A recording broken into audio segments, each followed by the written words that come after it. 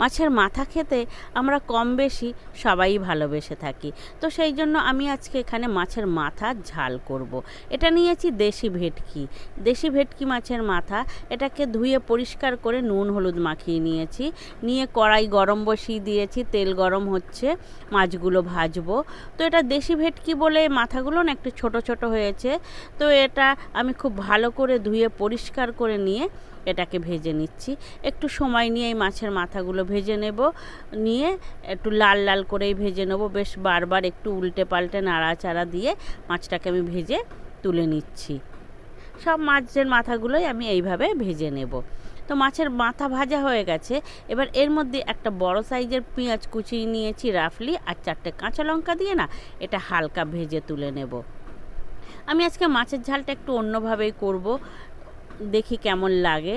তো সেই জন্যই না আমি পেঁয়াজটাকে এই যে হালকা ভেজে তুলে নিচ্ছি, নিয়ে রেখে দিচ্ছি একটা প্লেটের উপরে। এর সঙ্গে দিচ্ছি একটা 1 ইঞ্চির আদা, আর দিচ্ছি বেশ কয়েকটা রসুন, 4টে 6টা শুকনো লঙ্কা, একটা দারচিনি, একটা এলাচ, লবঙ্গ দিয়ে দিচ্ছি। আর দিচ্ছি আমি কিছু মশলা, এর সঙ্গেও আমি দিচ্ছি 1 চামচ ধনে আর 1/2 চামচ জিরে।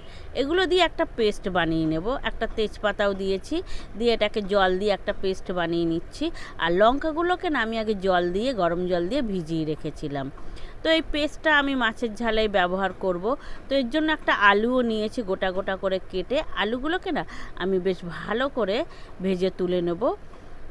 আলুটা অনেকক্ষণ ধরেই ভাজবো, যাতে আলুটা পুরোপুরি সিদ্ধ হয়ে যায় 90%।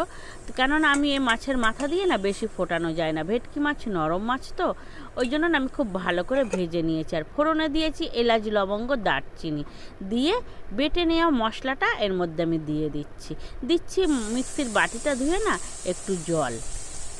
মশলাটা যেহেতু খুব শুকনো, তো কষতে গেলে একটু তাড়াতাড়ি হয়ে যাবে, ওই জন্য না একটু সময় নিয়ে কষানোর জন্য জল দিচ্ছি ওর মধ্যে পরিমাণ মতো লবণ আর লঙ্কা গুঁড়ো আর হলুদ দিয়ে এটাকে ভালো করে কষিয়ে নিচ্ছি। বেশ অনেকক্ষণ ধরেই কষিয়ে নেব আমি। আর জল দিয়ে কষালে না মশলাটা খুব ভালো কষানো হয়। তো আমি দেখুন খুব ভালো করে এটাকে আমি কষিয়ে নিচ্ছি। এর কালার কত সুন্দর হয়ে এসছে, তেলও ছেড়ে দিচ্ছে আস্তে আস্তে। আর একটু কষিয়ে নেব, নিয়ে ভেজে রেখে দেওয়া যে আলুটা না ওটা ওর মধ্যে দিয়ে আমি কষিয়ে নিচ্ছি।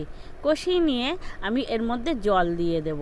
জল খুব বেশি দেব না, যেহেতু আমি মাখা মাখা রাখবো, সেই জন্য আমি জল দিচ্ছি। আর একটু জল দেব, দিয়ে যে এমন জলটা দেব যে মাছের মাথাগুলো যেন ওর মধ্যে ডুবে যায়, কেন বেশ কয়েকটা মাথা তো একটু জল দিতে হচ্ছে। তো ঝোলটা ফুটে গেছে, এবার ভেজে রেখে দেওয়া মাথাগুলো না আমি ওর মধ্যে দিয়ে দিচ্ছি।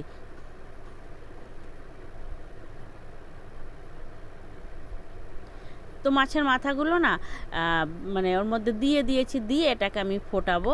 এবার আমি ঢাকা দিয়ে ফোটাবো, বেশি ফোটানো লাগবে না, যেহেতু আলু আমার পুরোপুরি সিদ্ধ হয়ে আছে। তো মাছের মাথার ঝাল না খুব ভালো লাগে, আর এই দেশি ভেটকি মাছের ঝাল খুব ভালো লাগে, এতে তেল কম থাকে। যেগুলো আমরা বড় ভেটকি খাই না, ওর গায়ে প্রচুর তেল থাকে। তো ওগুলো না সচরাচর মানে সবাই খেতে একটুখানি সংকোচ বোধ করি, যেহেতু প্রচুর তেল। কিন্তু এই মাছের মাথায় না অত তেল থাকে না, এটা দেশি ভেটকি তো।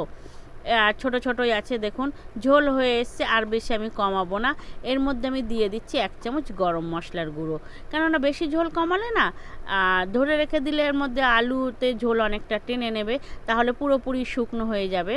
তো আমি এটাকে এবারে আমি গরম গরমই সার্ভ করছি, দেখুন তাই ঝোল কতটা কমে এসছে। তো ওই মাছের ঝালটা খেতে খুবই ভালো লাগে ভাতের সঙ্গে গরম গরম। তো এইভাবে আপনারা বাড়িতে রান্না করবেন। আর যদি আমার রান্নাটা ভালো লেগে থাকে তাহলে একটা কমেন্ট অবশ্যই করবেন, আর লাইকটা একটা দেবেনই। সেই সঙ্গে আপনারাও বাড়িতে এইভাবে একবার করে খেয়ে দেখবেন, খারাপ লাগে না মাছের মাথা।